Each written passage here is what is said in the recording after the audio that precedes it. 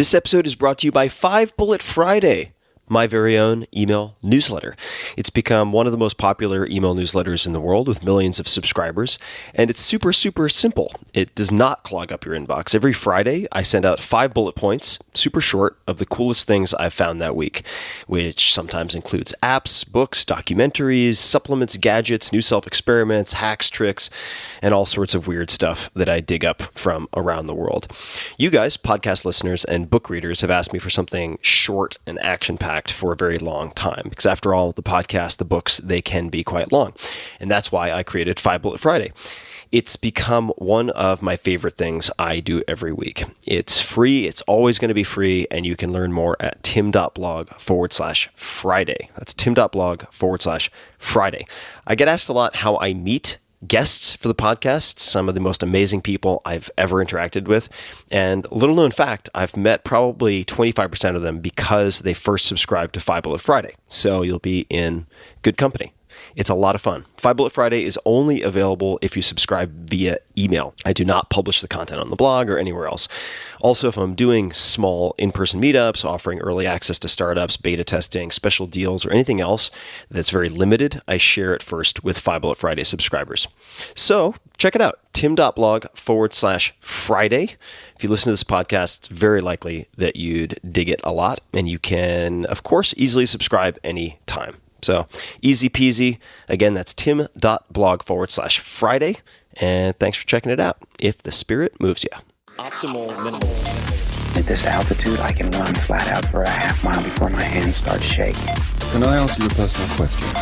Now would seem an appropriate time. What if I did the opposite? I'm a cybernetic organism, living tissue over metal endoskeleton. Ferriss Show.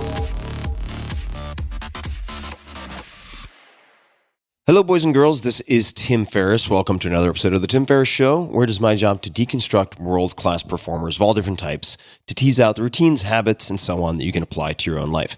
This is a special in-betweenisode, which serves as a recap of the episodes from the last month. Features a short clip from each conversation in one place, so you can jump around, get a feel for both the episode and the guest, and then you can always dig deeper by going to one of those episodes. View this episode as a buffet to whet your appetite. It's a lot of fun. We had fun putting it together. And for the full list of the guests featured today, see the episode's description, probably right below wherever you press play in your podcast app. Or as usual, you can head to tim.blog/podcast and find all the details there. Please enjoy. First up, James Clear, best-selling author of Atomic Habits. If you want to build a good habit, roughly speaking, there are 4 things that you can do. You want to make it obvious, you want to make it attractive, you want to make it easy, and you want to make it satisfying. So obvious, attractive, easy, satisfying. Now, if you're sitting there and you're thinking, how can I get myself to meditate more? You can just turn those into questions, and you can say, how can I make the behavior more obvious? How can I make it more attractive? How can I make it easier? How can I make it more satisfying? And you'll start to notice different things that you could do. So for example, how can I make meditation more obvious? Well, do you have a clear space where you're going to do this? You know, like maybe you need a meditation pillow and it's in the corner of your bedroom or it's in the corner of some other room that is the dedicated meditation space. And this is exactly where it happens. So it's obvious where the behavior is going to occur. Make it attractive.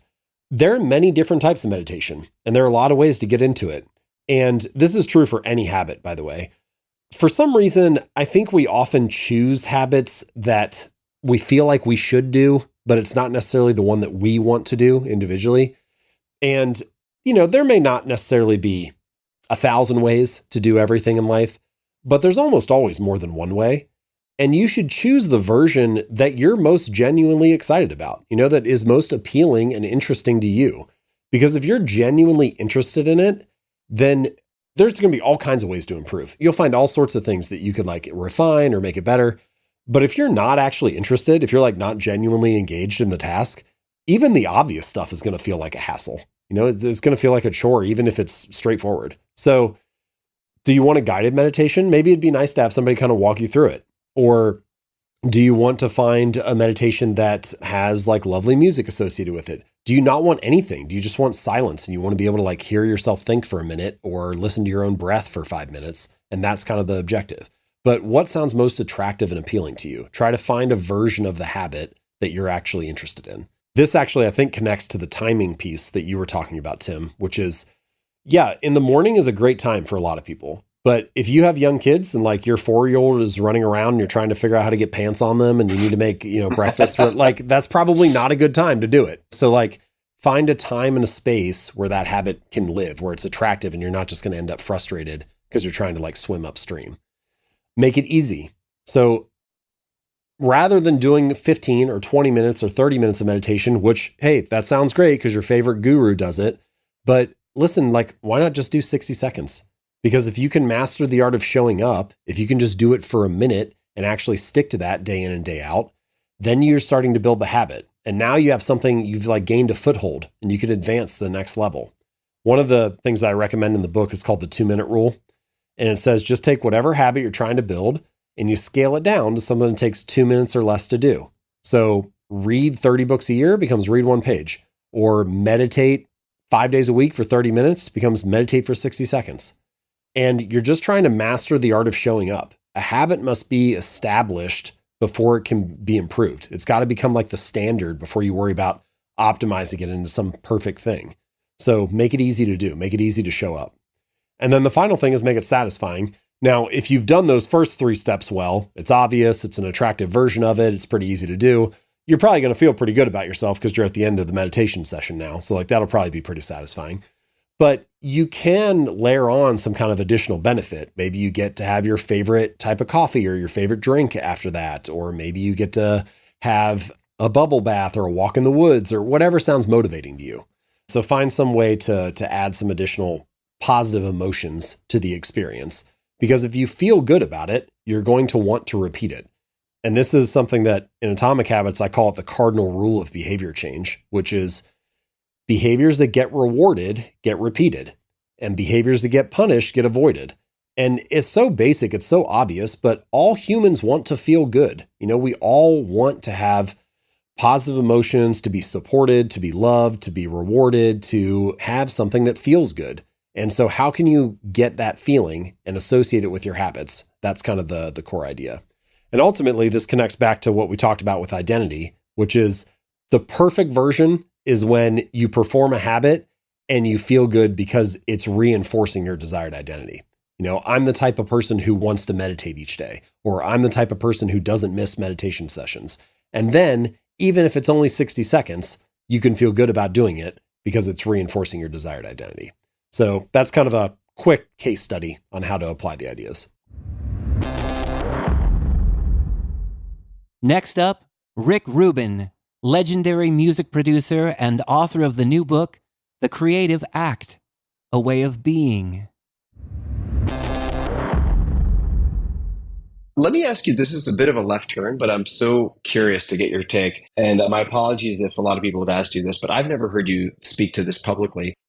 I, first and foremost, would consider myself a nonfiction writer. And in the last few months, I've been tracking artificial intelligence enhanced or dependent copy production, blog posts.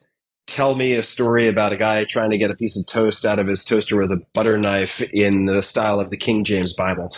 Some of what you're seeing with ChatGPT and so on is astonishing. And most recently, and this is speaking as someone who comes from an art family and as someone who wanted to be a comic book penciler for a long time, I've been watching with some degree of awe these tools like Midjourney and Stable Diffusion and so on, some of which are now being applied to music. And they're interpolating from, say, keyboard strokes to improv jazz with a touch of funk. And it's been astonishing to watch how much this has gone vertical in the last few months, at least in terms of mass adoption and experimentation. 15 years ago, at least as covered in the New York Times, 2007, you said that the way, or one of the ways to not counteract, but offset file sharing was to offer people a subscription model, much like cable, right? So lo and behold, that has happened. And people have these subscriptions and they have music at their fingertips, in their living room, in their car, etc. What are your thoughts on artificial intelligence, and how it fits or doesn't fit into creativity? I think of it as an end. It doesn't strike me as interesting. As a means, it could be helpful. For example, what's interesting about the things we make, again, isn't the making. The computer's doing the making. It's not doing the noticing. So I might ask, in the same way that we spend time, like hip hop producers do crate digging, where we'll listen to hundreds of old albums, track by track, looking for a moment that's interesting. We're not looking for the song. We're not looking for the piece of work. We're looking for a moment where things go right, or a moment that just strikes us. And then that's an element that we can integrate into our work. So I might consider having a music making program, constantly making music, and then listen for, at any point in time, over the hours and hours all day long. I would probably have it playing in the background all day. And then any time there was a moment that made me look, that would catch my ear, I would sample that moment and try to build something with human taste, with that as a seed to build from, or as an element used. I think what's interesting, the human curation aspect of art it's what makes it art. So I don't even know what it is. If a computer makes it, I don't know. I've also not seen any, personally thus far, I've not seen any computer-generated images based on instructions that have moved me in any way. I haven't felt them. I may see them, I might laugh at them, or I might think, oh, that's a funny cartoon, but never does it make me want to learn more or go deeper or feel something bigger. There's also the question of if humans are going to want to or be willing to feel something if they know that it's been generated by a computer, right? By AI. Well, they won't always know. I can't imagine they would always know, right? Yeah, it's going to get harder and harder to distinguish. When you hear something that catches your ear, or when you think back to some of these songs, whether it's from the Beatles or Neil Young or otherwise, that move you deeply, what does that feel like? Can you describe that quickening? Because it strikes me that you use your felt sense and response to things as a guiding rod of sorts. Can you describe what that feeling is like? One of the elements is surprise. It holds my attention and it surprises me. If it comes on and I like it, and it only does what it did to make me initially like it, I might lose interest. Mm-hmm. But if it does something that's interesting and catches my ear and makes me lean forward to understand what's happening, why am I feeling this? What's going on here? And it holds that curiosity. And anytime it makes me want to turn it off, I know that's not for me. If I want to turn it off, it's not for me. And if I want to listen to it forever, I really like it. Next up, Dr. Matthew Walker, best-selling author of Why We Sleep, Unlocking the Power of Sleep and Dreams. You've changed your mind, it seems, on coffee in so much as you now advocate for it, or at least support the idea of a cup of coffee in the morning. And an outstanding question, because we were going back and forth on what we should talk about in this conversation, that I really don't know the answer to, and that is, why is coffee associated with so many of the same health benefits as sleep? It doesn't seem, at least at face value, to make immediate sense. So both of those. Why a cup of coffee in the morning, and then why is it associated with some of the benefits of sleep? And maybe you could also get into some of the pharmacokinetics of caffeine, or, I mean, I guess coffee could be its own thing, just in terms of half-life and stuff, so people have an idea. Yes, so I've certainly changed my tune on caffeine, and I think I tried to change my tune in general. I think when I first came out with the book and was just getting my training wheels underneath me in public communication. I think I was probably a bit too absolutist in truth. And anyone who speaks in absolutes, you should always be wary of. And I was very much guilty of that. And I think that was true for caffeine and sleep in general. But let me just come back to the first part of the question, which is caffeine. What is it? How does it work in terms of waking you up? How does it work in terms of preventing you from sleeping? But also why, despite those things, I would still advocate for it. All right. Caffeine is a chemical, as I'm sure you and everyone else knows. It's a stimulant. It's a psychoactive stimulant, one of the few that we feel readily comfortable giving our children. But caffeine works in a very interesting way within the brain, which brings us back to another chemical that sounds very similar called adenosine, caffeine adenosine.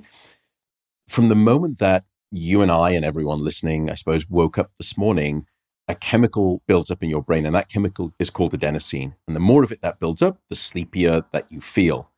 And so we think of adenosine as a signal of sleep pressure. It's not a mechanical pressure, by the way. It doesn't mean that at the end of the day, your head is nearly going to explode on the basis of your adenosine. It's a chemical pressure. Caffeine works to keep us awake by way of competing with adenosine.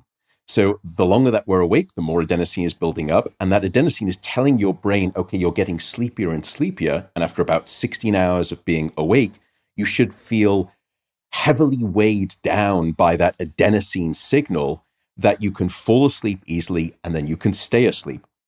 Caffeine works by way of racing into the system, and it latches on to those adenosine receptors. But what it doesn't do is activate them. Because you would think, well, if it's binding on and latching onto those welcome sites of adenosine in the brain, then wouldn't that make you more sleepy? Well, the reason it doesn't is because it has the opposite effect. Well, not quite the opposite effect. It races in and it just latches itself onto those receptors and inactivates those receptors. So it doesn't inhibit the receptors, it just blocks them. And so it's almost as though caffeine is the mute button on your remote TV controller. It just comes in and it mutes the signal of adenosine, of sleepiness.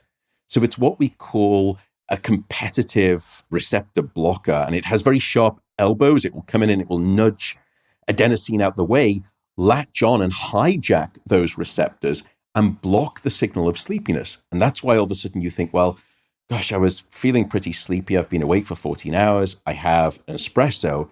I don't feel sleepy anymore.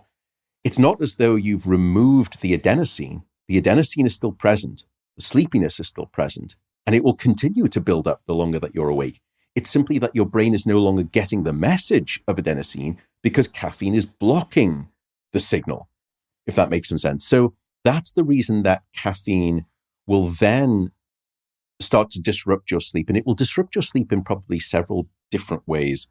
The first is that it will, because it's a stimulant, prolong the time it takes you to fall asleep. And you mentioned that too. The other aspect of caffeine, though, is that it's what we call anxiogenic, that it increases your anxiety.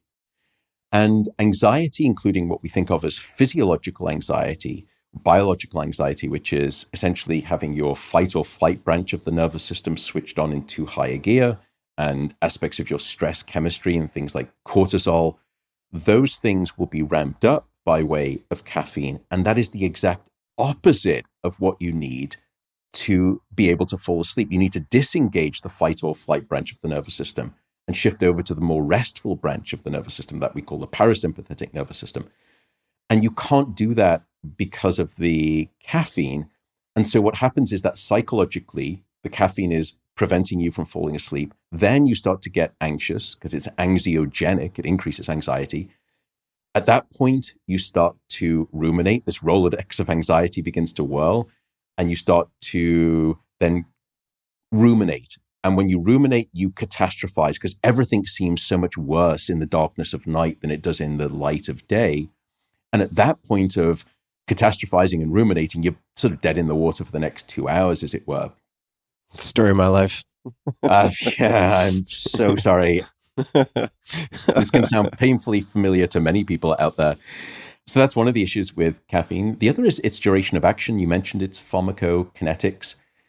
It has a half-life of what we call 5 to 6 hours, which is just a fancy way of saying that after about 5 to 6 hours, half of the caffeine is still in your system, which means that caffeine has a quarter life of, for the average adult at least, 10 to 12 hours. It's probably, again, not really a very good analogy, but if you have a cup of coffee, let's say at 1 p.m. or 2 p.m. in the afternoon, is it similar to then saying, well, that's the equivalent of tucking myself into bed at midnight before I switch the light out? I swig a quarter of a cup of coffee and I hope for a good night of sleep. It's probably not going to happen because a quarter of the caffeine is still in the brain, swilling around at midnight. So its duration of action is something that people may want to be mindful of, and that will impact sleep. The other component is that caffeine will destabilize your sleep. So it makes your sleep more fragile. And as a consequence, if you are prone to waking up, and we all will wake up across the night, even healthy, good sleepers will wake up, because caffeine will destabilize and make your sleep more fragile, it's more likely that you'll wake up. And when you do wake up, your sleep is less robust and it's harder for you to fall back asleep. And so now sleep maintenance, insomnia. And then the final part of caffeine comes back to deep sleep. We've done these studies where we can dose people at different times of the day and into the evening. And if you give people a standardized dose of caffeine, maybe 150, 180 or 200 milligrams, which would be, I suppose, the equivalent of probably a very strongly dripped, brewed cup of coffee, or probably 1.5 cups of coffee, what we can see is a decrease in the amount of deep non-REM sleep, particularly in the first 2 hours of the night. It can decimate that deep sleep. In fact, there was a reduction if you look at that, and we've done some of these studies, by a single cup of coffee in the evening, it will drop the amount of deep sleep by about 30%, 30, which, to put that in context, I would probably have to age you by about 12 to 14 years to get that type of reduction in your deep sleep, or you could just do it every night with an espresso if you wanted to. And I do think that that's relevant, by the way. Some people will say, look, I can have a cup of coffee with dinner or even 2, and I can fall asleep fine and I stay asleep. So no harm, no foul. The problem there is that it discounts the idea that you have no sense of how much deep sleep that you get at night. Yes, you probably remember, did you struggle to fall asleep or did you wake up? But none of us has a recollection of the quality of our deep, slow brainwave activity. But yet you may still be suffering from that excising of a significant amount of your deep sleep. And so the next morning, you don't feel refreshed or restored by your sleep, but you don't remember struggling to fall asleep or having a hard time staying asleep. And so you discount the idea that it was the coffee the next night, but now you start reaching for 3 cups of coffee the next morning. And then so on and so forth, the sort of vicious cycle begins. The harder it is the next night to fall asleep, the less deep sleep, the more coffee you get. And then people start falling into the trap of alcohol or sleeping aids to help them fall asleep. Let me hop in. I'm going to stage an intervention. All right. So the cycle, the stimulant depressant cycle is a whole mess that I've been a active participant on that field before. But if I could just return to some of the questions that kicked us off. So why allow or endorse the idea of a cup of coffee in the morning, number one, after this litany of sins?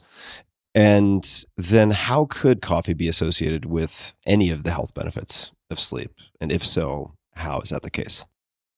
You're absolutely right. I think, the time when I was writing the book a few years ago, the evidence was starting to emerge there that drinking coffee had health benefits. And there's been some great meta-analyses quite recently, and it is striking. And you just can't really deny it on the strength of the evidence that drinking coffee is associated with numerous health benefits and the reduction in risk for numerous health conditions. And what's striking, as you mentioned elegantly, is that many of the same health-related conditions that drinking coffee is associated with reducing are the very same diseases that sleep will also reduce in terms of your risk. So how on earth does this work? They seem completely paradoxical. The answer is antioxidants, because it turns out that the coffee bean itself contains much more than just caffeine. it contains a very healthy dose of antioxidants. A family called the polyphenols, perhaps the principal one is, well, there's a number of different polyphenols that it contains, but chlorogenic acids are probably the principal kind that we think carry, it's an ester that carries some of these health benefits. So what we realized is that the coffee bean, because most people in developed nations are still deficient in their whole food dietary intake, the humble coffee bean has been asked to carry the Herculean weight of all of our antioxidant needs. And that's why drinking coffee has this such a strong statistical health signal in the data when you do epidemiological studies. So it's not the caffeine that's related to the health benefits, it's the antioxidants. And case in point, if you look at decaffeinated coffee, you get many of the same health. I was just going to say, related I hate to spoil benefits. the party with a question. Just if I could jump in for a second, just a quick side note. So the antioxidant and nutritional value of coffee bean in, let's just say, less industrialized or lower income strata of various countries is true also for coca in the Peruvian Andes and elsewhere. It's actually a source of very important nutrition for a lot of these communities and indigenous groups. So I just wanted to say that as an aside. Also, chlorogenic acid, I think, is contained in quite a few other compounds and beverages, if I'm not mistaken. So I want to say that it's present in yerba mate, which they drink all the time in Argentina. I may be getting that wrong, so somebody can fact check me. But is chlorogenic acid found in like Camellia sinensis tea plants or other types of beverages, or is it particularly prevalent in coffee? Certainly nowhere near exclusive to the coffee bean itself. By the way, it doesn't contain any chloride. That please don't be worried about it drinking in, bleach or something like that. It's got nothing to do with that. But yeah, the chlorogenic acids, that's certainly one group. It's not to say it's the only group, though. There are others. Acrylamide is another one that we've been very interested in terms of the coffee bean, just another antioxidant. So it's a cluster of different antioxidants that provide these benefits. Any brewing methods, roasts, grinds, any combination of those variables that if one wanted to maximize for the good stuff and minimize the potential damage to sleep and sleep architecture, any thoughts on what that Goldilocks combination might look like? It is interesting. And by the way, I think the Goldilocks combination comes on to the idea that, when it comes to coffee, it's the dose and the timing that make the poison here. That obviously, if you look at the health benefits too, once you get past about 2.5-3 cups of coffee a day, the health benefits start to go down in the opposite direction. So it's not a linear relationship. Don't start drinking like 7 cups of coffee and be mindful of the timing. But to come to your question, I suppose if we're talking about caffeine concentration and then maybe antioxidant concentration, actually here I am going to do a Peter tier. I'm going to do a 2x3 because you could think about the rows of this table being the caffeine and the antioxidants, and then the columns, the 3 columns would be the roast, maybe of the coffee bean, the grind of the coffee bean, the granularity, the coarseness, and then maybe the brewing method. It's not quite as simple as this, but certainly what we found is that for the roast of the coffee bean, and this comes onto the color of the coffee bean, a coffee bean is a coffee bean in terms of when it comes out, what changes its color is how you roast it. And what we found is that gram for gram, light roast actually has about the same caffeine content as dark roast. But the issue is that the dark roast, the longer that you roast it, the more degraded the coffee bean becomes, and hence the lighter its density. So net on average, a lighter roast will contain more caffeine than a darker roast. So it's a little bit complex. And in terms of the grind, I think it's fairly clear that fine grain coffee produces a higher degree of caffeine concentration than a coarse grain. Now, of course, we're not talking about brewing methods yet, but that's simply probably on the basis of surface area, that the finer the grain, the greater the surface area, the greater the release of the caffeine. Brewing method it's really interesting if you look at some of the data. The longer the brewing method, the greater the caffeine concentration relative to shorter. Also, cold brews tend to produce a stronger caffeine content than hot brews. I think part of that simply is down to the duration of the brew itself. Cold brews typically take longer, and therefore you get a stronger pound for the punch in terms of caffeine. So that's caffeine. Antioxidants. In terms of the chlorogenic acids, you're probably going to favor lighter rather than darker roasts. Lighter roasts typically have higher amounts of chlorogenic acid than darker roasts, although there is some evidence that darker roasts have higher amounts of some of the other antioxidants, like acrylamide, for example. So I don't think there's too much, you don't need to worry too much in terms of the antioxidants. And also, by the way, thankfully, the decaffeinating process still preserves the antioxidants, and that's why it's still related to the health benefits. You don't lose out on the antioxidants when you switch to decaffeinated. Finer grains typically produce more antioxidants than coarser grind in terms of that. And then brewing method, it's probably that cold brew seems to produce stronger antioxidant concentrations. Then probably the next down would be espresso preparation. Then instant coffee seems to have finally higher concentrations of antioxidants than drip or infusion bag versions. So I'm sure that I'll stand corrected by the internet, but that's sort of my reading of the literature. Perfect. Next up, legendary investor Bill Gurley, who has spent more than 20 years as a general partner at Benchmark. You have spent time with Jeff. What do you think are some of the most underappreciated aspects related to Jeff in any capacity? Well, he's probably the best entrepreneur that I've ever been around or got to know. It's remarkable and it's multifaceted. Here's one that I think is not well discussed. So he has a bunch of traits that make him a great entrepreneur. The company today is at such a radical scale that there's no way, and he's in the chairman role, like he's not touching all the decisions. He's not touching all the product decisions. He has built a organizational framework to take what Jeff Bezos believes and run the whole company that way.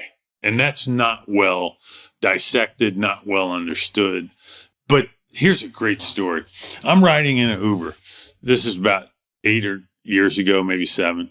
And I always talk to them. I always talk to the drivers because I'm a shareholder and always talk to the drivers. And I'm asking him, something about whether we can stop. He goes, well, I got to get back down to San Jose by 2:30.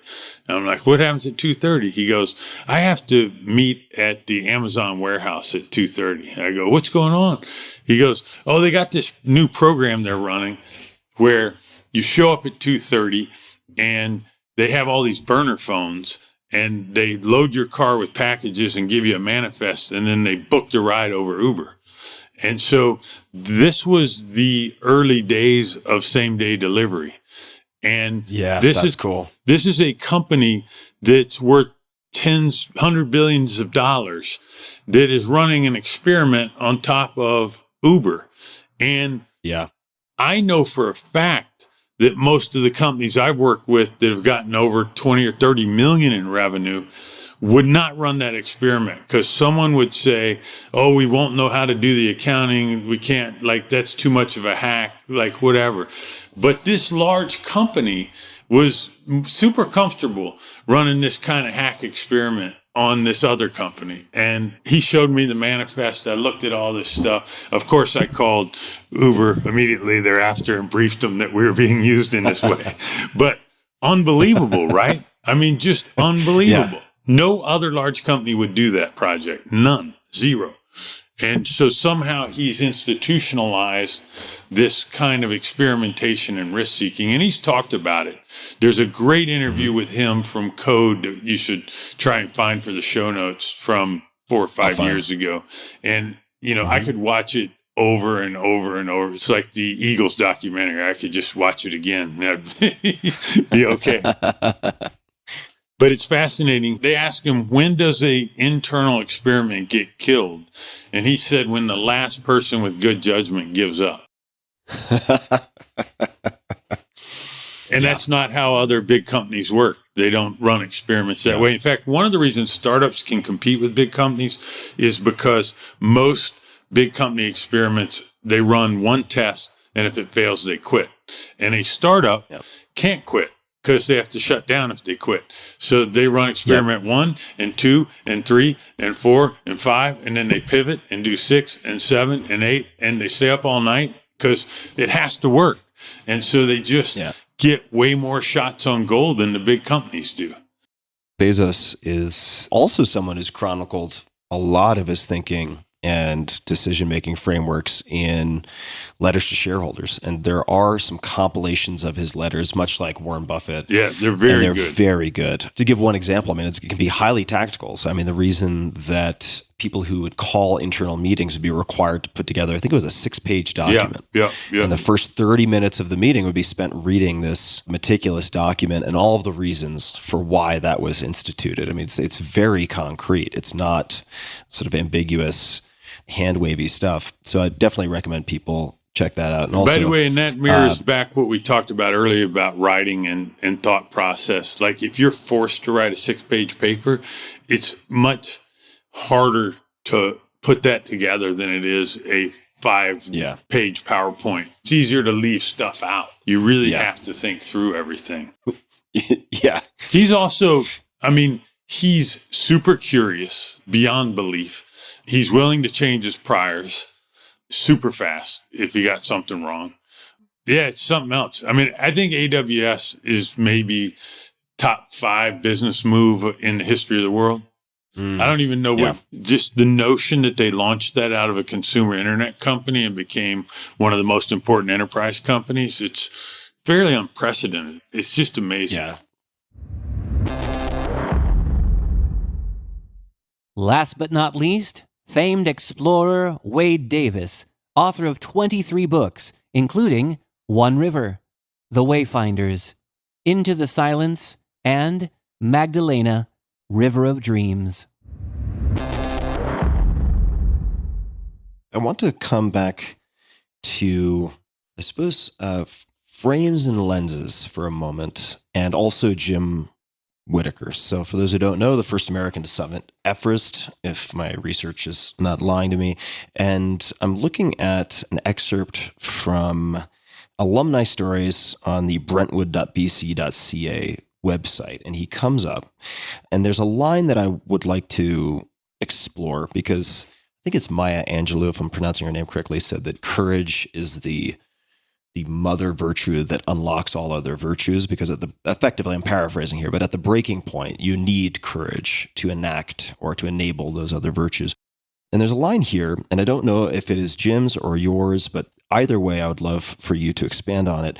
Pessimism is an indulgence. Orthodoxy is the enemy of invention. Despair an insult to the imagination. And I want to bring this up because it strikes me that a lot of people, not just very young people, but many people overall, feel a certain psycho-emotional malaise right now, a sense of overwhelm that has led to pessimism or nihilism. And so it seems to me that optimism is the unlock here. So could you elaborate on the pessimism as an indulgence and so on in that line?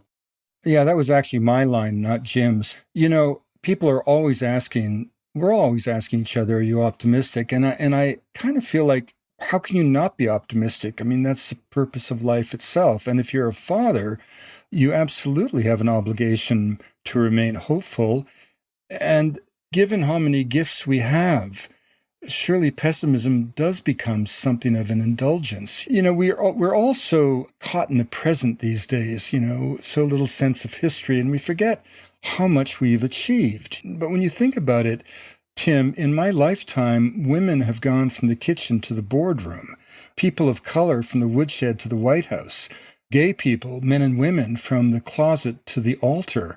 When we think of the environment, when I was a young kid, just getting people to stop throwing garbage out of a car window was a great environmental victory. Nobody spoke about the biosphere or biodiversity. Now these are terms familiar to school children. So what's not to love about a world capable of such social transformations? It's scientific genius. You know, just think about that moment on Christmas Eve, 1968, when Apollo went around the dark side of the moon and emerged to see for the first time in human history, not a sunrise or a moonrise, but an earthrise. And in that incredible moment, we suddenly saw the Earth as it is, not this infinite horizon, but a fragile blue planet, as the astronauts famously reported, floating in the velvet void of space. And I think everything has changed with that. Like a flash of illumination, it swept over the world.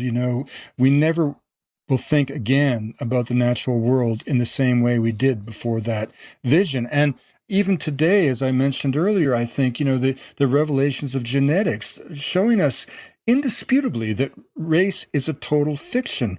Well, that hasn't really gotten into the zeitgeist yet, as the moonshot has, but it will. And I think that we're living through extraordinarily exciting times and extraordinarily challenging times. But as I say to all young people, what generation has ever come of age in a world at peace, a world without troubles? It's very interesting. One of the ways I, Tim, keep my optimism, my dad wasn't a religious man. His spirit was broken in the war. I never saw the inside of a church in his presence, but he did believe in good and evil. He used to say to me, there's good and evil in the world. Take your pick and get on with it. And it was incredibly wise, because we have this sort of thing in the Christian tradition, particularly, that if we just wait long enough, good's going to triumph over evil and we'll all somehow be dissolved in the rapture. Well, ain't going to happen. And famously, in the medieval times, if you ask the obvious question, if God's all-powerful, why does he allow evil to exist? You were burned at the stake for heresy, right? But in the Indian tradition, the Vedic tradition, by contrast, when Lord Krishna was asked that very question, if God's all-powerful, why does he allow evil to exist in the universe? Lord Krishna said to the disciple, to thicken the plot. In other words, good and evil walk hand in hand. You're never going to lose one. You've got to take your side. And the purpose of life is not to triumph over evil, but keep pushing the wheel of justice forward. And when you realize that that is the end point, you then never expect to win. And if you never expect to win, you're not disappointed when you lose. And because of that, you can keep fighting with the same idealism, the same energy when you're 69 years old, as I am today, that I had when I was 20 years old and marching against the war in Vietnam. And now here are the bios for all the guests. My guest today is James Clear. You can find him on Twitter and Instagram at James Clear. James is a writer and speaker focused on habits and continuous improvement. He is the author of the #1 New York Times mega bestseller, I'm adding the mega, Atomic Habits, which covers easy and proven ways to build good habits and break bad ones. The book has sold more than 10 million copies worldwide and has been translated into more than 50 languages. On average, Atomic Habits has sold one copy every 15 seconds since it was published. So by the time I finish reading this intro, 2 or 3 copies will have been sold.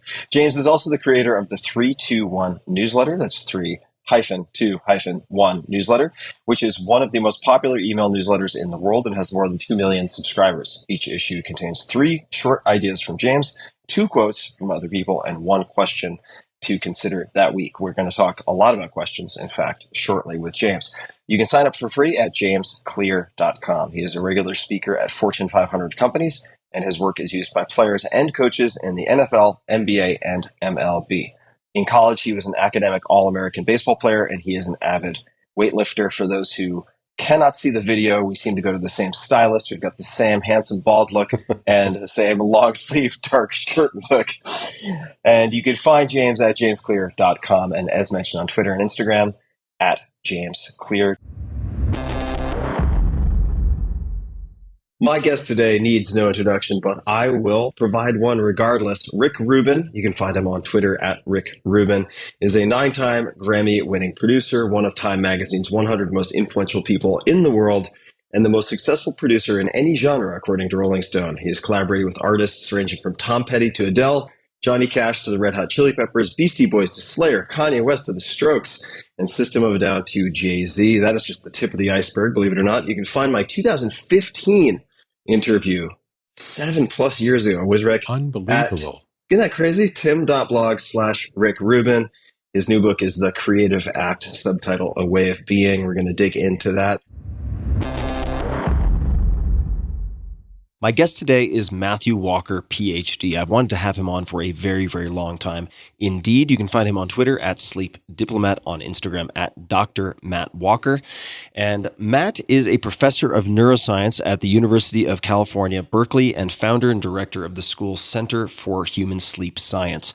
He is also the author of the New York Times and international bestseller, Why We Sleep, subtitle Unlocking the Power of Sleep and Dreams, which was recently listed by Bill Gates as one of his top 5 books of the year. I highly recommend reading this book. His TED Talk, Sleep is Your Superpower, has garnered more than 17 million views.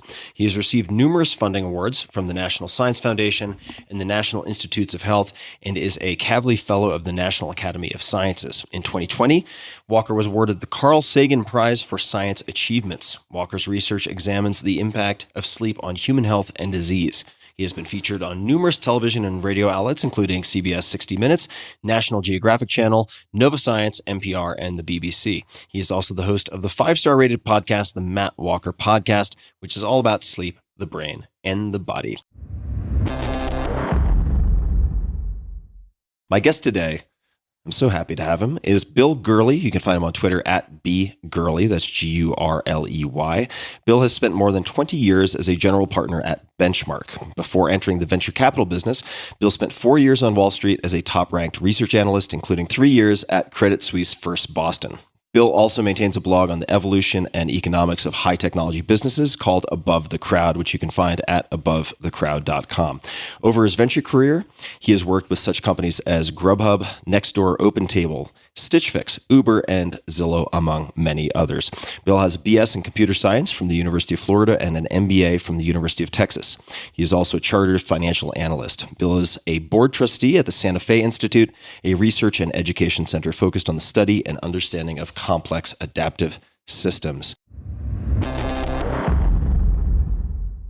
My guest today, I've wanted to have on for a very long time, Wade Davis. Wade is professor of anthropology and the BC Leadership Chair in Cultures and Ecosystems at Risk at the University of British Columbia.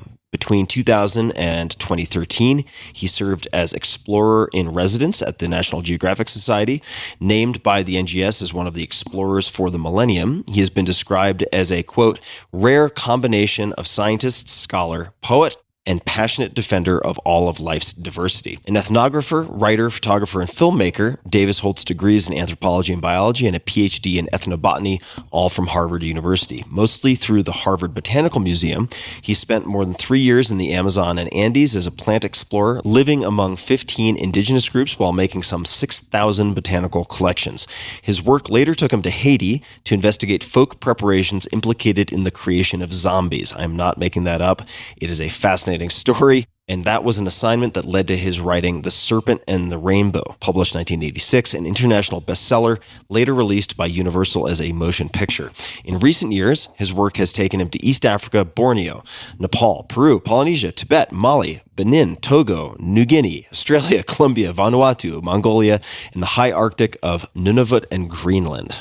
I hope I am pronouncing those correctly. Davis is the author of 375 or so scientific and popular articles and 23 books, including One River, The Wayfinders, Into the Silence, and Magdalena. His photographs have been widely exhibited and have appeared in 37 books and 130 magazines, including National Geographic, Time, Geo, People, Men's Journal, and Outside. I could go on and on. His bio is incredible. I encourage you to check out his full bio at daviswade.com. You can find him on Instagram at Wade Davis Official. He has more than 40 film credits. He has honorary membership status in the Explorers Club, and it goes on and on. Hey guys, this is Tim again. Just one more thing before you take off, and that is 5 Bullet Friday. Would you enjoy getting a short email from me every Friday that provides a little fun before the weekend? between 1.5 and 2 million people subscribe to my free newsletter, my super short newsletter called 5 Bullet Friday. Easy to sign up, easy to cancel. It is basically a half page that I send out every Friday to share the coolest things I've found or discovered or have started exploring over that week. It's kind of like my diary of cool things. It often includes articles I'm reading, books I'm reading, albums perhaps, gadgets, gizmos, all sorts of tech tricks and so on that get sent to me by my friends, including a lot of podcast guests. And these strange esoteric things end up in my field, and then I test them, and then I share them with you. So if that sounds fun, again, it's very short, a little tiny bite of goodness before you head off for the weekend, something to think about. If you'd like to try it out, just go to tim.blog/Friday. Type that into your browser, tim.blog/Friday. Drop in your email, and you'll get the very next one. Thanks for listening.